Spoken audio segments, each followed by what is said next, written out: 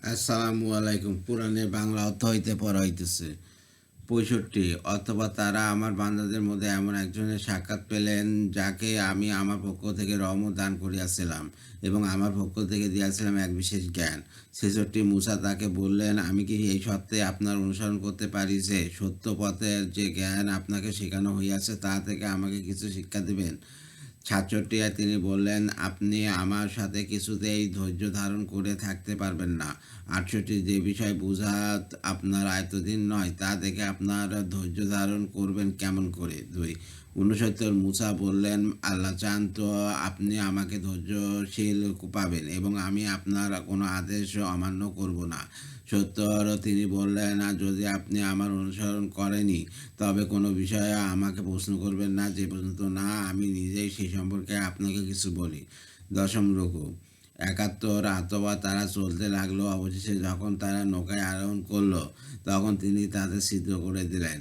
মূসা বললেন, আপনি কি এর আরোহীদের ডুবিয়ে দেওয়ার জন্য এতে ছিদ্র করে দিলেন? নিশ্চয় আপনি একটি গুরুতর মন্দ কাজ করলেন। ৭২। তিনি বললেন, আমি কি বলিনি আপনি আমার সাথে কিছুতেই ধৈর্য ধরতে পারবেন না? ৭৩। মূসা বললেন, আমাকে আমার ভুলের জন্য অপরাধী করবেন না এবং আমার কাজে আমার উপর কঠোরতা আরোপ করবেন না। ৭৪। অতঃপর তারা চলতে লাগলো, অবশেষে যখন একটি বালকের সাক্ষাৎ পেল তখন তিনি তাকে হত্যা করলেন। মূসা বললেন, আপনি কি একটি নিষ্পাপ জীবন শেষ করে দিলেন প্রাণের বিনিময় ছাড়াই? নিশ্চয়ই আপনি তো এক গুরুতর অন্যায় কাজ করলেন। ৩। ১৬ পারা। ৭৫। তিনি বললেন, আমি কি বলিনি আপনি আমার সাথে ধৈর্য ধরে থাকতে পারবেন না? ৭৬। মূসা বললেন, এরপর যদি আমি আপনাকে কোনো বিষয়ে প্রশ্ন করি তবে আপনি আমার সাথে রাখবেন না। আপনি আমার পক্ষ থেকে অভিযোগ মুক্ত হয়ে গেছেন।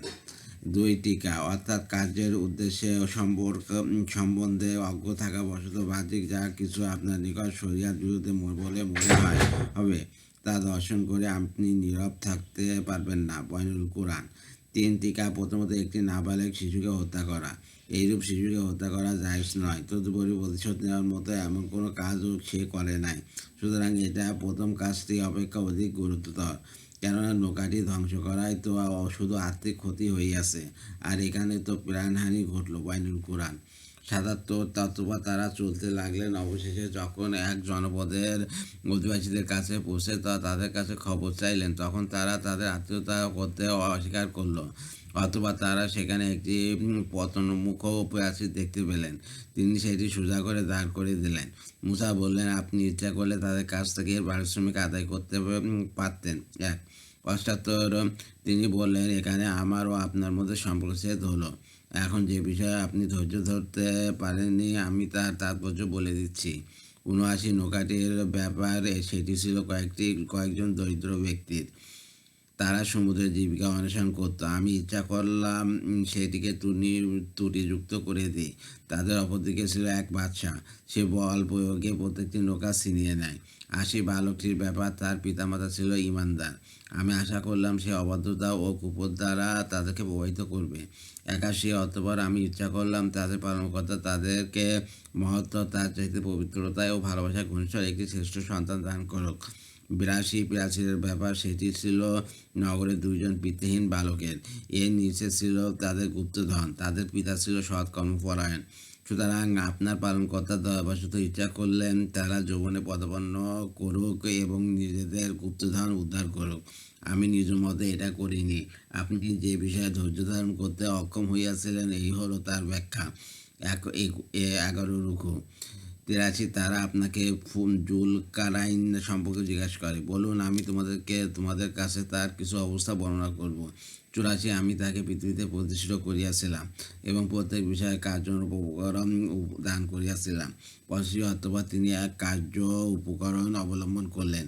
৮৬। অবশেষে তিনি যখন সূর্যের অস্তস্থলে পৌঁছালেন তখন তিনি সূর্যকে একটি পঙ্কিল জলাশয়ে অস্ত যেতে দেখলেন এবং তিনি সেখানে এক সম্প্রদায়কে দেখতে পেলেন। আমি বললাম, হে জুলকারনাইন, আপনি তাদেরকে শাস্তি দিতে পারেন অথবা তাদেরকে সদাইভাবে গ্রহণ করতে পারেন। ৮৭। তিনি বললেন, যে কেউ সীমা লঙ্ঘনকারী হবে আমি তাকে শাস্তি দেব, অথবা সে তার পালনকর্তার কাছে ফিরে যাবে, তিনি তাকে কঠোর শাস্তি দেবেন। ৮৮। এবং যে বিশ্বাস স্থাপন করে ও সৎকর্ম করে তার জন্য প্রতিদানে রয়েছে কল্যাণ। এবং আমার কাজে তাকে সহজ নির্দেশ দেব। 89 অথবা তিনি এক উপায় অবলম্বন করলেন। এক টিকা। উক্ত গ্রামবাসীদের নিয়ম ছিল যে সমাগমের সঙ্গে সঙ্গে তারা গ্রামে প্রবেশদ্বার বন্ধ করতে দিত, অথবা তারা সারা রাত্রি কারোর জন্য খুলতো না। হজরত মুসা আল্লাহ সাল্লাম ও হিজর আল্লাহ সাল্লাম তথায় পৌঁছে দরজা খুলতে বললে কেউ সাড়া দিল না। এমনকি তারা মুসাফির হিসাবে খাদ্য চাইলে তাও দিল না। তারা অনাহারে বাইরে রাত্রিযাপন করলেন। 90 অবশেষে তিনি যখন সূর্যের উদয়চলে পৌঁছালেন, তখন তিনি তাহাতে এমন এক সম্প্রদায়ের উপর উদয় হতে দেখলেন যাদের জন্য সূর্যতাপ থেকে আত্মরক্ষার কোনো আড়াল আমি সৃষ্টি করিনি। 91 প্রকৃতি ঘটনা এমনই, যার বৃত্তান্ত আমি সম্যক অবগত আছি। 92 আবার তিনি এক পথ ধরলেন। 93 অবশেষে যখন তিনি 2 পর্বত প্রাচীরের মধ্যস্থলে পৌঁছালেন, তখন তিনি সেখানে এক জাতিকে পেলেন। তারা তার কথা একেবারে বুঝতে পারছিল না। 94 তারা বলল, হে জুলকারনাইন, ইয়াজুজ ও মাজুজ দেশে অশান্তি সৃষ্টি করেছে। আপনি বললে আমরা আপনার জন্য এই সত্ত্বে কিছু কর্য ধার্য করব। আপনি আমাদের ও তাদের মধ্যে একটি প্রাচীর নির্মাণ করে দেবেন। 95 তিনি বললেন, আমার পালনকর্তা আমাকে যে সামর্থ্য দিয়েছেন তাই যথেষ্ট। অতএব তোমরা আমাকে শ্রম দিয়ে সাহায্য করো। আমি তোমাদের ও তাদের মধ্যে একটি সুদৃঢ় প্রাচীর নির্মাণ করে দেব। 96 তোমরা আমাকে লোহার পাত এনে দাও। অবশেষে যখন পাহাড়ের মধ্যবর্তী ফাঁকা স্থান পূর্ণ হয়ে গেল, তখন তিনি বললেন, তোমরা হাঁপড়ে দম দিতে থাকো। অবশেষে যখন তা আগুনে পরিণত হলো, তখন তিনি বললেন, তোমরা গলিত তামা নিয়ে আসো, আমি তা এর উপর ঢেলে দিই। 97 অথবা ইয়াজুজ ও মাজুজ তার উপর আরোহণ করতে পারল না এবং তা ভেদ করতে সক্ষম হলো না। 98 জুলকারনাইন বললেন, এটা আমার পালনকর্তার অনুগ্রহ। যখন আমার পালনকর্তার প্রতিশ্রুতির সময় আসবে, তখন তিনি একে চূর্ণ বিচূর্ণ করে দেবেন এবং আমার পালনকর্তার প্রতিশ্রুতি সত্য। 2 99 আমি সেই দিন তাদের দলে দলে তরঙ্গ আকারে ছেড়ে দেবো এবং সিংহায় ফুৎকার দেওয়া হবে, অথবা আমি তাদের সবাইকে একত্রিত করব। 10 সেদিন আমি কাফেরদের কাছে জাহান্নামকে প্রত্যক্ষভাবে উপস্থিত করব। 101 যাদের চক্ষুসমূহের ওপর পর্দা ছিল তা আমার স্মরণ থেকে এবং যারা শুনতেও সক্ষম ছিল না। 12 রুকু 102 কাফেররা কি মনে করে তারা আমার পরিবর্তে আমার বান্দাদেরকে অভিভাবক রূপে গ্রহণ করবে? আমি কাফেরদের অভ্যন্তরের জন্য জাহান্নামকে প্রস্তুত করে রেখেছি। 103 বলুন, আমি কি তোমাদেরকে সেই সব লোকের সংবাদ দেব যারা কর্মের দিক দিয়ে খুব ক্ষতিগ্রস্ত? 104 তারাই সেই লোক যাদের প্রচেষ্টা পার্থিব জীবনে বিভাবান্ত হয়, অথচ তারা মনে করে তারা সৎকর্ম করছে। 2 টিকা। রাসূলুল্লাহ সাল্লাল্লাহু আলাইহি ওয়াসাল্লামের সময় ওই প্রাচীরে সামান্য ছিদ্র হইয়াছিল। ইয়াজুজ মাজুজেরা প্রত্যহ ঘর্ষণ করে তাকে পাতলা করে, কিন্তু পরের দিন তা আবার পুরো হয়ে যায়। কিয়ামতের নিয়ম নিকটবর্তী সময় একদিন ঘর্ষণ শেষ করে বলে, ইনশাআল্লাহ আগামীকাল অবশিষ্টটুকু ভেদ করে বের হব। বস্তুত সেদিন আর পুরো হবে না। ফলে বড়দিন প্যাসেজ ভেঙে সকলে বের হয়ে পড়বে। তারা মানব জাতীয় হওয়া সত্ত্বেও সাধারণ মানুষের চেয়ে অনেক বেশি শক্তিশালী এবং সংখ্যা অনেক বেশি। ঈসা আলাইহিস সালাম পুনর্ভাবের কালে বের হবে। ঈসা আলাইহিস সালাম বিশিষ্ট সহচর বিন্দু সহ তুর পর্বতে চলে যাবেন। ইয়াজুজ মাজুজের সকলে একসঙ্গে অস্বাভাবিক মৃত্যুতে মরে যাবে। 105 তারাই সেই লোক যারা তাদের পালনকর্তার নির্দেশনাবলী এবং তার সাথে সাক্ষাতের বিষয় অস্বীকার করে, ফলে তাদের কর্ম নিষ্ফল হইয়া যায়।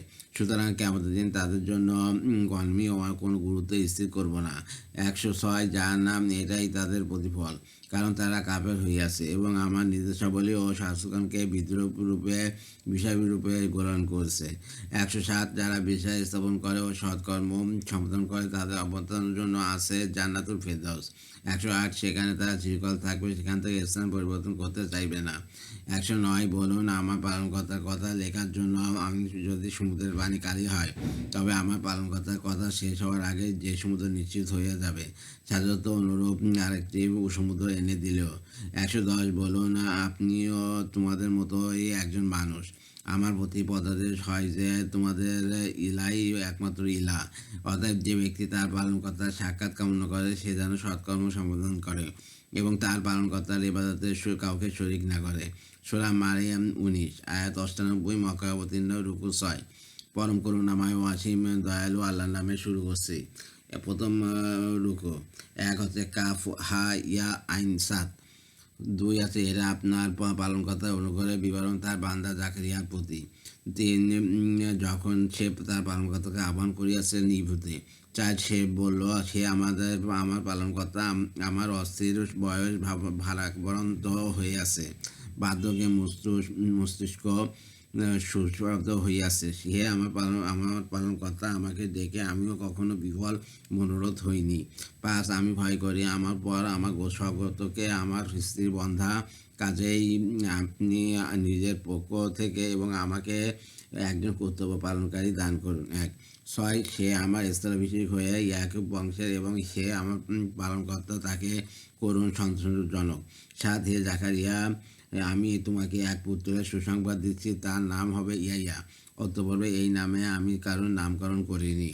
৮ সে বলল, হে আমার পালনকর্তা, কেমন করে আমার পুত্র হবে, অথচ আমার স্ত্রী বন্ধা, আর আমি ওই বার্ধক্যের শেষ প্রান্তে উপনীত। ১ টিকা এখানে উত্তরাধিকারী দ্বারা ধন সম্পদের উত্তরাধিকারী নয়, কারণ নবীদের ধন সম্পদের উত্তরাধিকারী হয় না। যেমন পরিচিত সহিহ হাদিসে রাসূলুল্লাহ সাল্লাল্লাহু আলাইহি ওয়াসাল্লাম বলেছেন, ওলামাগণ নবীদের ওয়ারিস, তারা কোনো দিনার বা দিরহামের ওয়ারিস নয়, বরং বিদ্যার ওয়ারিস হবে। হযরত জাকারিয়া আলাইহিস সালাম ও হযরত ইয়াকুব আলাইহিস সালামের বংশবিদদের বর্তমানে ধন সম্পদের কে ওয়ারিস হবেন, এই নিয়ে উদ্বিগ্ন ছিলেন। নবুয়ত ও দ্বীন শিক্ষার উত্তরাধিকারী কে হবে। ৯ তিনি বললেন, এমনই হবে। তোমার পালনকর্তা বলে দিয়েছেন, এটা আমার পক্ষে সহজ। আমি তো এর পূর্বে তোমাকে সৃষ্টি করিয়াছি এবং তুমি কিছুই ছিলে না। ১০ সে বলল, হে আমার পালনকর্তা, আমাকে একটি নির্দেশন দিন। তিনি বললেন, তোমার নির্দেশন হচ্ছে তুমি সুস্থ অবস্থায় ৩ দিন মানুষের সাথে কথাবার্তা বলবে না। ১১ অথবা সে কক্ষ থেকে বের হয়ে তার সম্প্রদায়ের কাছে এলো এবং ইঙ্গিতে তাদের সকাল সন্ধ্যায় আল্লাহকে স্মরণ করতে বলল। ১২ ইয়া দেবতার সাথে এই গ্রন্থ ধারণ করো, আমি তাকে শৈশবে বিচার বুদ্ধি দান করিয়াছিলাম। ১৩ এবং নিজের পক্ষ থেকে আগ্রহ ও পবিত্রতা দিয়াছি, সে ছিল পরেশগার। ১৪ পিতামাতা অনুগত এবং সে উদ্ধত নাফরমান ছিল না। ১৫ তার প্রতি শান্তি, যেদিন যে সে জন্মগ্রহণ করে এবং যেদিন মৃত্যুবরণ করবে এবং যেদিন জীবদাবস্থায় পুনরুত্থিত হবে। দ্বিতীয় রুকু ১৬ এই কিতাবে মারিয়ামের কথা বর্ণনা করুন, যখন সে তার পরিবারের লোকজন থেকে পৃথক হয়ে পূর্ব থেকে এক স্থানে আশ্রয় নিয়েছিল। ২ ১৭ অথবা তাদের থেকে নিজেকে আড়াল করার জন্য সে পর্দা করল, অথবা আমি তার কাছে আমার রূহ ফেরেশতা প্রেরণ করলাম, সে তার নিকট পূর্ণ মানবাকৃতিতে আত্মপ্রকাশ করল। ১৮ মারিয়াম বলল, আমি তোমার থেকে দয়াময়ের আশ্রয় প্রার্থনা করি, যদি তুমি আল্লাহ ভীরু হও। ১৯ সে বলল, আমি তো শুধু তোমার পালনকর্তা প্রেরিত, যাতে তোমাকে এক পবিত্র পুত্র দান করে যাব। ২০ মারিয়াম বলল, কী রূপে আমার পুত্র হবে, যখন কোনো মানব আমাকে স্পষ্ট করেনি এবং আমি কখনো ব্যভিচারিণীও ছিলাম না। ২১ সে বলল, এমনই হবে, তোমার পালনকর্তা বলে আছেন, এটা আমার জন্য সহজসাধ্য এবং আমি তাকে তোমার মানুষের জন্য নির্দেশন ও আমার পক্ষ থেকে অনুগ্রহ স্বরূপ করতে চাই। এটা তো একটি স্থিরীকৃত ব্যাপার। ৩ ২২ অথবা তিনি গর্ভে সন্তান ধারণ করলেন এবং তাকে সহ এক দূরবর্তী স্থানে চলে গেলেন। ২৩ প্রসব বেদনা তাকে একটি খেজুর বৃক্ষমূলে আশ্রয় নিতে বাধ্য করলো। তিনি বললেন, হায়, আমি যদি কোনো রূপে এর পূর্বে মরে যেতাম এবং মানুষের স্মৃতি থেকে বিলুপ্ত হইয়া যেতাম। ২৪ অথবা ফেরেশতা তাকে নিম্ন দিক থেকে আওয়াজ দিলেন, তুমি দুঃখ করো না, তোমার পালনকর্তা তোমার পায়ের তলায় একটি নহর জারি করিয়াছেন। ২ টিকা এখানে পূর্ব দিকে কোন স্থানে আশ্রয় নেওয়ার অর্থ সম্পর্কে তাফসীরকারগণ বিভিন্ন ব্যাখ্যা করিয়াছেন। কুতুবীর মতে তিনি যে মেহরাবে থেকে আল্লাহর ইবাদত করতেন তার পূর্ব দিকে কোন স্থানে অবস্থান নিয়েছেন। কেউ কেউ বলেন গোসল করার জন্য তিনি নিরালা স্থানে পূর্ব প্রান্তে গিয়েছিলেন। ৩ টিকা অর্থাৎ তোমার মুখে কিংবা বক্ষে ফুৎকার দিব, যাতে আল্লাহর আদেশে গর্ভসঞ্চার হয়ে একটি পুত্র সন্তান জন্ম নেবে। বাইনুল কোরআন। আলহামদুলিল্লাহ, কোরআনের বাংলা অর্থ হইতে পড়া হয়ে গেছে। আমার ইউটিউব চ্যানেল রিপন কোরাস, ওইটাকে সাবস্ক্রাইব করেন, দয়া করে লাইক কমেন্ট শেয়ার দেবেন, এটা আমি উৎসাহিত হই। রিপন কোরাস হচ্ছে আমার ফেসবুক পেজ, ওইটাকে ফলোতে রাখবেন। আর পড়ার মধ্যে যদি কোনো ভুল ভ্রান্তি হয়ে থাকে তাহলে প্রথমে আল্লাহর কাছে মাফ চেয়ে নিচ্ছি, তারপর আপনারা মাফ করে দেবেন। সবাই ভালো থাকবেন, সুস্থ থাকবেন আর স্বাভাবিক থাকবেন। আল্লাহ হাফেজ।